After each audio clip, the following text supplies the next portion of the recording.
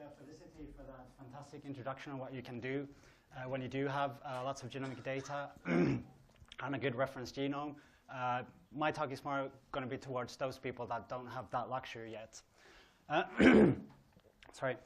I'm going to go straight to the point and say that I've slightly changed the topic of my talk, and the title, sorry, that button. The title that would more closely reflect my talk is A Novel Method to Visualize Pairwise Linkage Disequilibrium in Population Genomics Data and to de novo pull out loci from regions of low recombination, and this will be with focus on inversions. So as you know, the inversion is just a part of a chromosome that's flipped 180 degrees, and what's very characteristic about them is that they form this inversion loop in heterokaryotype, which means that if you get a single recombination here, you will get unbalanced gametes and unviable gametes, but you can still have double recombination inside the inversion loop, and you can of course have recombination outside the inversions as well. So the net effect is residual recombination, particularly around the inversion breakpoints. And as we already heard, residual recombination allows adaptive differences to accumulate in the face of gene flow, and this creates sort of genomic islands of speciation, and this is a central concept in speciation, and particularly in ecological speciation. So my study system is Anopheles baimai, which is a major malaria vector in Southeast Asia, Thailand, Myanmar, and Northeast India, and this it belongs to a group of species quite closely related, about 1 to 2 million years. And what's interesting about this group is that there's lots of inversions segregating between them and fixed between the different species. And my species, the baimai, is polymorphic for 5 different inversions. And in particular, these 3 inversions can be found in frequencies up to 50% in different populations throughout the distribution range. There's no closely related reference genome, but we've been able to use Anopheles gambi to some extent. Cytological studies are difficult if you don't have the experience. So the aim of this study was really to focus on molecular genetic work using RAD sequencing to study first evolutionary history of the inversions potentially. And also we want to use this as a way to get around the need of cytological studies. So our approach was a landscape genomic approach to study inversions de novo. And these are just the sampling sites throughout Myanmar and Northeast India. So we've got 79 unique sites. The idea is that we sample a few samples from many locations from a large geographic area. And the method I'll be focusing on today is a use of pairwise measures of linkage disequilibrium from RAD loci and social network analysis to find high LD clusters, which presumably correspond to loci from genomic regions of low recombination, for instance, inversion breakpoints. So once we have these clusters, I'm going to spend a lot of some time to try to convince you that these loci actually come from inversion breakpoints and not from other regions of low recombination.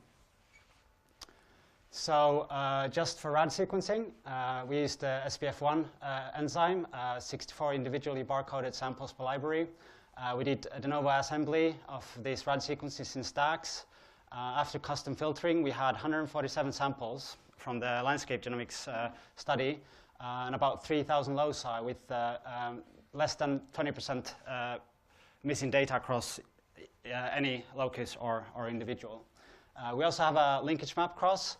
It's an F2 intercross with 4 F1 families with 18 to 19 F2s each, so 84 samples in total. And after removing the barcode and restriction site overhang, we had 90 base per RAD tag to play around with. So those of you who are not familiar with RAD sequences, the only thing you need to know is that we got about 3,000 loci scattered around the genome, and we have about 90 base pairs for each of these loci. So the idea is that, so this is gene genealogy showing what we expect from an inversion. So essentially, if you have an inversion, it affects only one chromosome, and then it spreads in the population for one reason or another. And if there is complete lack of recombination, you expect this kind of genealogy. And as you get accumulation of different mutations in those different backgrounds, you also get LD. So when the inversion is very new, you can't it won't affect LD in the population.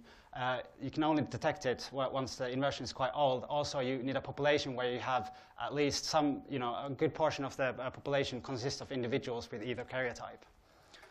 The one thing to remember here is that you mostly get double recombination events between these inversion breakpoints, which means that LD is actually preserved between these inversion breakpoints.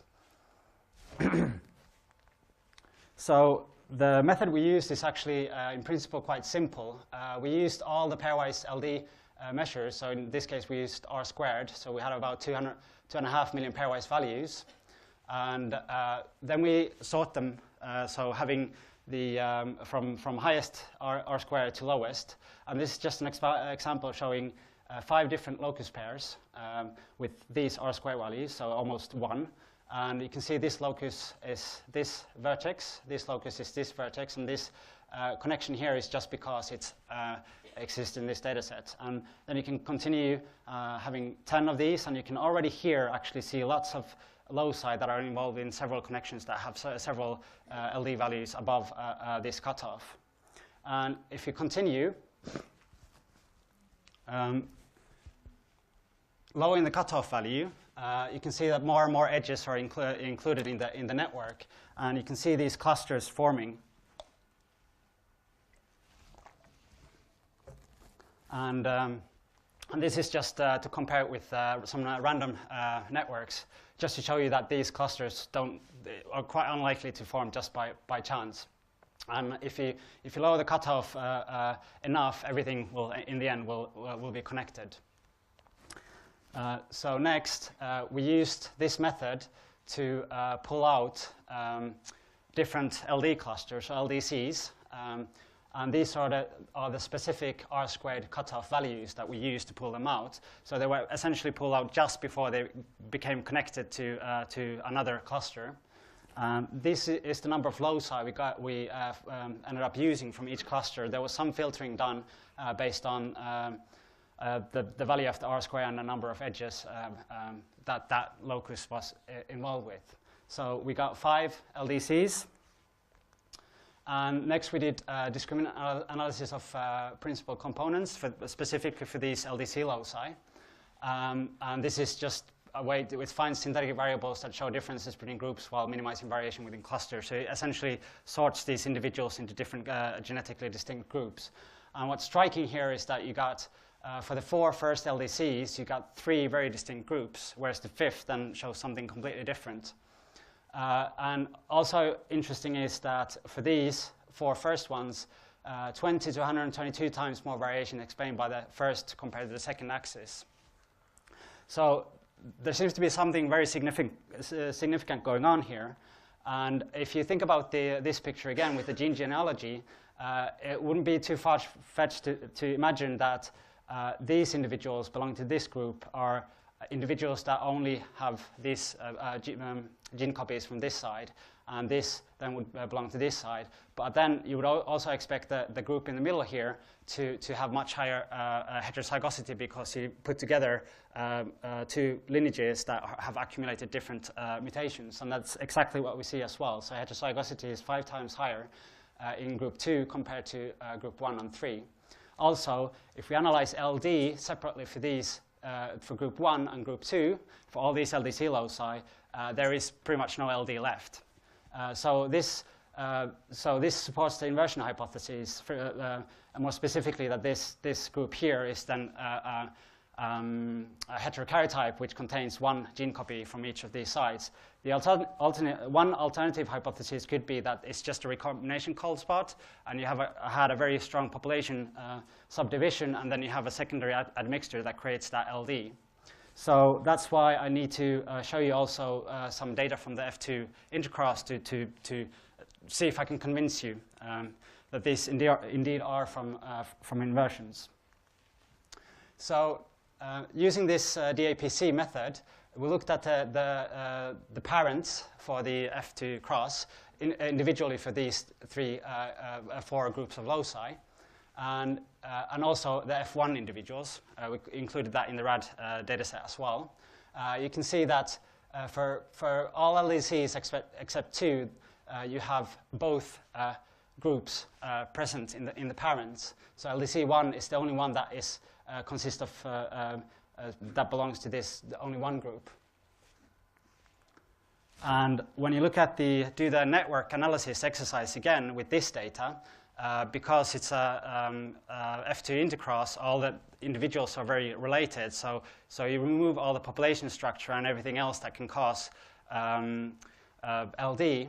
What you expect is then all the loci to cluster according to which chromosome they come from. And this is what we see then using LD based on this F2 intercross. And so basically they cluster into the two chromosomes. So Anopheles has two chromosomes on the X and the sex chromosomes. And using this method, we can assign 75% of the loci to these different chromosomes. And if we look at the blast hits against the Anopheles gambi genome, we can see that all these loci go either to the 2R or the 3L chromosome, and all these loci go to the 2L or the 3R chromosome, and all these then go for the X chromosome. And only about 30% of our loci had significant hits in the gambi genome. That's how distantly related they are. But it was still quite useful to do this exercise. And this suggests that there's been switching of chromosomes since the divergence of Anopheles gambi. Also, what's interesting here that the X chromosome actually aligns to something that looks like a chromosome. And we think that this is because the parents actually belong to one group. So there isn't any inversion segregating in this particular family.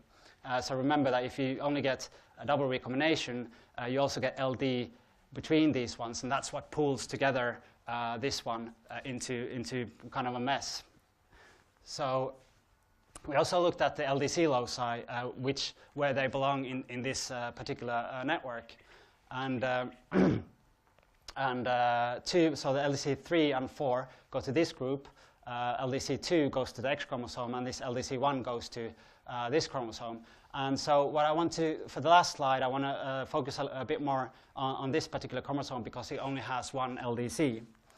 So what we did is that we compared, so in this LDC we had one F1 family that was, where both parents belonged to the same group. And we did the LD network exercise again. And this time also it aligns to something that looks very closely to a chromosome. And if we compare it to a traditional linkage map, you can see that actually they correspond quite well.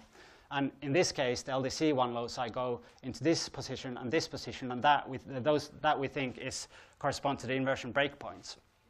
So the LDNA method seems to make sense, and these results support the inversion hypothesis. In fact, if I try to do this exercise with any other family than this one, it goes into a mess just because you get LD across these ones as well. So I would be happy to hear if you have any alternative explanations that can explain this. For instance, recombination cold spot we would expect around the centromere, and centromere maybe we would expect to be somewhere here. So that doesn't really fit with the data we see here. It feels much better with the inversion hypothesis. So just as a last slide, because we can sort of karyotype these individuals in silico, we can see the geographic distribution of the karyotypes, and this is for LDC2. And if these all individuals belong to this red group, these all blue individuals belong to this one, and then you've got the heterokaryotypes, and actually correlates very closely with that mountain range here. So potentially there's very interesting stuff going on here. So the questions we can ask now is, what is the geographic distribution of karyotypes? Is demographic population history or selection responsible for geographic distribution of these karyotypes? How are the inversions, and can we say which one is derived? What are the phylogeographic histories of the inversions, and how different are they to neutral loci? So these are questions we already have some answers to, but I don't have time to talk about today.